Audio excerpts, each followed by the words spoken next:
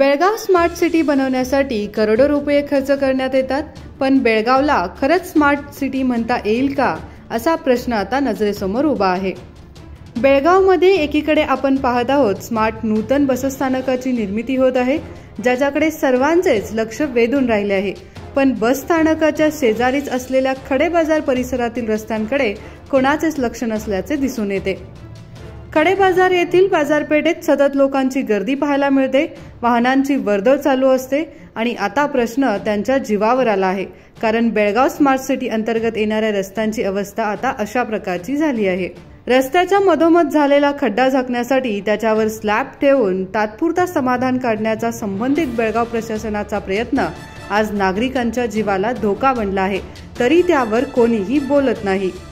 अपघाताला कारणीभूत होऊ शकणाऱ्या या रस्त्यांकडे संबंधित विभागाने व प्रशासनाने तातडीने लक्ष द्यावे, अशी मागणी करण्यात येत आहे।